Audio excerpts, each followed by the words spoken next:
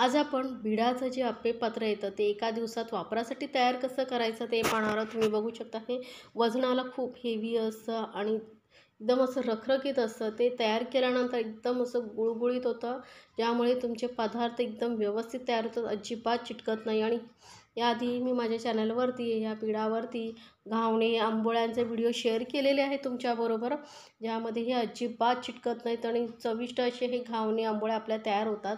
तसंच आपण हे भिडाचं अप्पे पात्र तयार करणार आहोत, ज्यामुळे आपले अप्पेही एकदम मस्त चविष्ट होतील। तर हे अप्पे पात्र आता तुम्हाला असं रखरखीत दिसते, तयार केल्यानंतर बघा हे असं स्मूथ एकदम काळा कलरचं होतं आणि बघा एकदम गुळगुळीत असं होतं, अजिबात याला काही चिटकत नाही।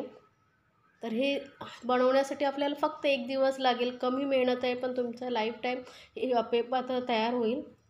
आणि नॉनस्टिकपेक्षा ना शक्यतो भिडाचं किंवा अप्पे पात्रच वापरा, त्यामुळे हेल्थसाठीही चांगलं आहे, कारण नॉनस्टिकचा वापर शक्यतो टाळावा। तर आपण हे अप्पे पात्र आता अप्पे पात्र ओलं करून घेऊयाच पाण्याने।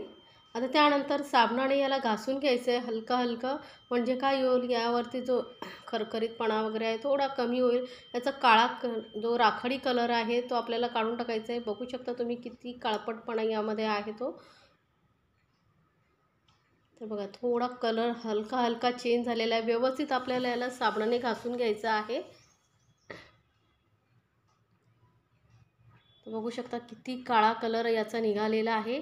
आता याला धुवून घेतल्यानंतर यामध्ये आपण घालणार आहोत मीठ आणि बेसन घालणार आहोत। मिठाच्या खरखरीतपणामुळे ना याचा जो खरखरीतपणा आहे थोडा कमी होतो। यावरती जे काही कण वगैरे असतील बारीक बारीक धातूचे ते निघून जातील, त्यामुळे मीठ आणि बेसन घ्यायचं आहे।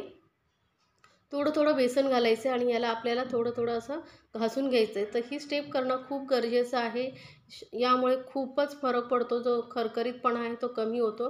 तर यामध्ये थोडंसं हलकं हलकंसं पाणी घालून आपण याला थोडं घासून घेणार आहोत।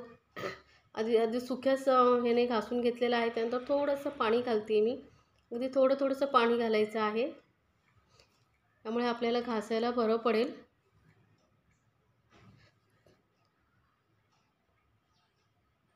तर बघू शकता अगदी व्यवस्थित आपण प्रत्येक खोलामध्ये अप्पे पात्राच्या व्यवस्थित हाताने घासून घ्यायचं आहे। तुम्ही स्क्रबचाही वापर करू शकता, पण काय होतं हाताने व्यवस्थित आतमध्ये डीपपर्यंत आपल्याला क्लीन करता येतं, त्यामुळे मी हातानेच त्याला क्लीन करून घेते। अगदी सोपं आहे, तुम्ही कोणीही सहज करू शकेल, पण ह्या अप्पे पात्राला तयार करणं खूप गरजेचं असतं, डायरेक्ट याचा वापर करू नये। तर आता बघा व्यवस्थित वरच्या साईडनेही आपण याला घासून घेणार आहोत, कारण आपण जेव्हा कुठलाही पदार्थ बनवतो तेव्हा साईडलाही याचा पदार्थाचं थोडं हे पडतंच, त्यामुळे त्याला व्यवस्थित आपण क्लीन करून घेणं खूप गरजेचं आहे। होऊ शकता आता बेसनचाही बघा कलर किती काळपट झालेला आहे, म्हणजे याचा कलर अजून आपल्याला व्यवस्थित काढून टाकायचा आहे, त्यामुळेच आपलं जे यामध्ये आपण पदार्थ बनवतो काळे पडणार नाही, त्यामुळे ही स्टेप करणं खूपच गरजेचं आहे। व्यवस्थित याला मी घासून घेतलं आहे, खालच्या साईडनेही आपण याला घासून घेणार आहोत। आता हे आपण धुवून घेऊया, नॉर्मल पाण्याने धुवून घ्यायचं आहे। आता एखादा कॉटनचा कपडा किंवा टिश्यू पेपरने याला पूर्ण असं क्लीन करून घ्यायचं आहे आपल्याला, किंवा तुम्ही थोडं उन्हामध्येही ठेवून याला सुकवून घेऊ शकता, पण आपल्याला झटपट याला वापरासाठी तयार करायचं एका दिवसात, त्यामुळे आधी याला मी व्यवस्थित पुसून घेते, म्हणजे याचा पाण्याचा अंश कमी होईल आणि आपल्याला पुढे यावरती कृती करायला सोपं पडेल। तर आता बघू शकता किती काळा कलर निघालेला आहे आणि याचा कलरही थोडा हलका चेंज झालेला आहे। पहिले जसं एकदम डार्क राखाडी कलरसारखं होतं तसं नाही, आता हलकंसं चेंज झालेलं आहे। अजून आता खालच्या साईडनेही मी व्यवस्थित घासून घेतलेलं आहे। आता काय करायचं आहे आपल्याला, याला व्यवस्थित क्लीन केल्यानंतर आपल्याला वळायचं आहे गॅसकडे। तर आता आपण गॅसवरती हे अप्पे पात्र ठेवलेलं आहे आणि गॅस चालू करून हे थोडंसं हलकंसं गरम करून घ्यायचं आहे। गॅस आपल्याला चालूच ठेवायचं, हलकं गरम झालं का यामध्ये आपण घालणार आहोत तेल। तर प्रत्येक अप्पे पात्राच्या ओलामध्ये व्यवस्थित तेल घालून घ्यायचं आहे आपल्याला। हे नॉर्मल आपण जे रेग्युलर जेवणासाठी वापरतो रिफाइंड ऑइल वगैरे, तुमच्याकडे जे तेल वापरता ते घालायचं आहे। एक चमचाभर मी तेल घालून घेतलेलं आहे आणि आता यामध्ये घालायचं आहे कांदा। तर कांदा मी असं कापून घेतलेला आहे, रफली कापून घ्यायचं आहे, अर्धा असं भरायचं आहे हे आणि आपण हा कांदा शिजवून घेणार आहोत. चांगला काळपट कलर होईपर्यंत आपल्याला याला शिजवून घ्यायचं आहे. यामुळे काय होतं, ही प्रोसिजर केल्यामुळे हे अप्पे पात्र आहे ते व्यवस्थित तेल शोषून घेतं आणि याचा कलरही चेंज होतो, पूर्ण असा काळपट कलर येतो. त्यामुळे याला आपण मध्ये मध्ये मिक्स करत, सुरीच्या किंवा चमच्याच्या साहाय्याने तुम्ही मिक्स करत याला पूर्ण कांद्याला काळा होईपर्यंत शिजवून घ्यायचं. गॅस एकदम मध्यमवरतीच ठेवायची आहे, मध्यम हायवरती ठेवू नका, मध्यम गॅसवरती. जसं जसं हे अप्पे पात्र गरम होत जाईल ना, तसं तसा कांदा आपला काळा काळा पडत जाईल आणि आपल्याला जेवढं अप्पे पात्राला तेलाची गरज आहे, जेवढं शोषून घ्यायचं आहे तेवढं ते घेईल आणि आपलं अप्पे पात्र वापरासाठी तयार होईल. कांदा किंवा तुम्ही ओलं खोबरंही वापरू शकता, पण शक्यतो कांद्याचाच वापर करा.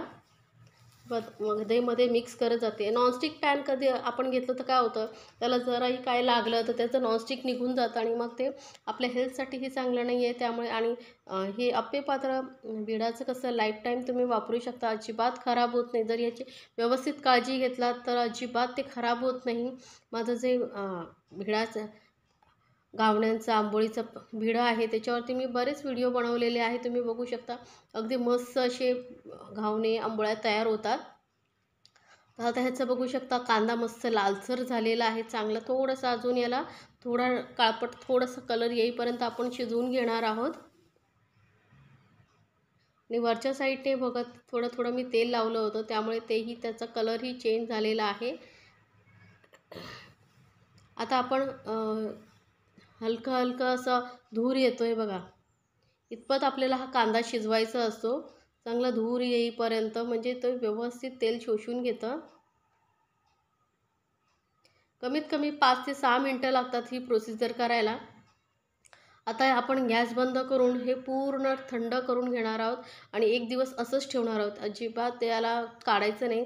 एक दिवस रात्रभर तसंच ठेवून द्या आणि सकाळी तुम्ही वापरासाठी तयार करू शकता. तर हे बघू शकता, मी रात्रभर असंच ठेवलं होतं. याचा कलरही बघू शकता आता चेंज झालेला आहे, काळपट कलर आलेला आहे. आता हा कांदा आपण काढून टाकूया. तर कांदा मी काढून टाकते. पूर्ण कांदा काढून टाकलेला आहे. आता तुम्हाला जेव्हा वापरायचं असेल तेव्हा तुम्ही याला घासून वापरू शकता, की म्हणजे याचं तेल जे आहे ते व्यवस्थित आतपर्यंत मुरेल. किंवा जर तुम्हाला तसंच ठेवायचं नसेल तर धुवून घ्या आणि प्रत्येक वेळी याला ना वापरून झाल्यानंतर हलकं हलकं तेल लावून घ्यायचं. आता बघू शकता एकदम स्मूथ असं झालेलं आहे, अगदी व्यवस्थित आपलं अप्पे पात्र जे आहे तयार झालेलं आहे. आणि प्रत्येक वेळी वापरून झालं की याला व्यवस्थित तेल लावायचं आणि एखाद्या थंड ठिकाणी ठेवायचं. म्हणजे जास्त उन्हामध्ये वगैरे ठेवायचं नाही. जेवढं तुम्ही शांत असं काळोखामध्ये वगैरे ठेवाल तेवढं हे अप्पे पात्र जास्त व्यवस्थित टिकतं. त्यामुळे ही माहिती तुम्हाला कशी वाटली मला कमेंट्समध्ये जरूर सांगा.